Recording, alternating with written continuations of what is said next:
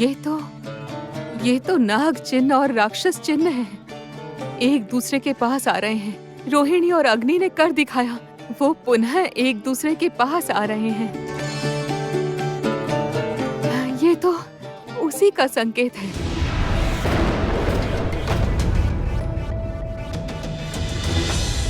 रोहिणी और अग्नि के लिए समय बड़ा कठिन है। विश्वासघात, मिलने और बिछड़ने का भाग्य के चक्र में दोनों ही फंसे हुए हैं और दोनों युद्ध कर रहे हैं। ये तो वही लड़की है, जलाशय के पास इसे ही तो देखा था। उचित कहा, इस लड़की ने हमें परेशान किया था।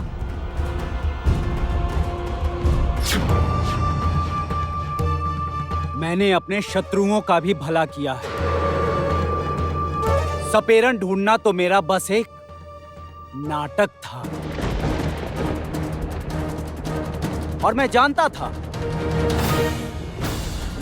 था रोहिणी मेरे जाल में अवश्य फंसेगी। देखो तुम सब, किस प्रकार हमारे शत्रु ने हमारा काम और भी आसान कर दिया। नागों का अंत करने के लिए मुझे कोई सपेरन नहीं चाहिए, उनके लिए मैं अकेला ही पर्याप्त हूं। किंतु इनके वंश के कारणवश हम राक्षसों को जो हानि पहुंची है, उसका न्याय मैं करूंगा। मैं जानती थी मेरा पुत्र कभी भी मुझे निराश नहीं करेगा।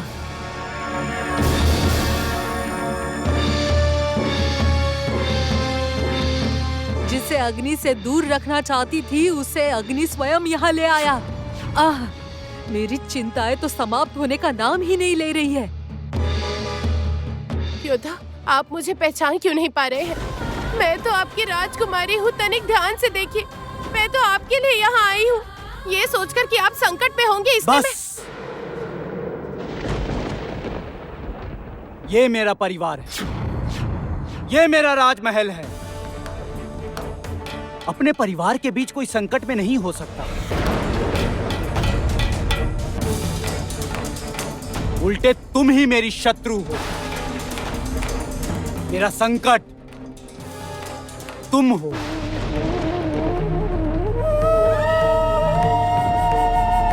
मैं चाहता हूं इसे इसी क्षण बंदी बनाया जाए और प्रतिदिन इसे इतना प्रताड़ित किया जाए कि नाग वंश का प्रत्येक व्यक्ति पूरी तरह भय से कांप उठे। ये भागने का प्रयास अवश्य करेगी, इसलिए मैं चाहता हूं इसे इसी क्षण, इसी समय बंदी बनाया जाए। डरिए मत योद्धा, आपकी राजकुमारी भागेगी नहीं। जिसके लिए आई हूँ, उसे बिना लिए कैसे लौट जाऊं?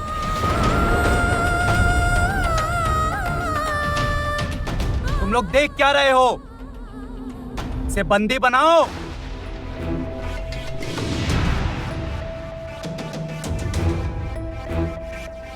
क्या हुआ? राजकुमार का आदेश सुनाई नहीं दिया तुम लोगों को? बंदी बनाओ इस नागिन को।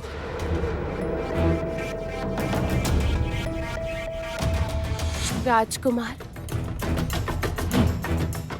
बंदी की अंतिम इच्छा आप पूरी करेंगे? आप अपने हाथों से मुझे बंदी बनाइए। ये भी क्यों बाकी रखा है राक्षस राजकुमार?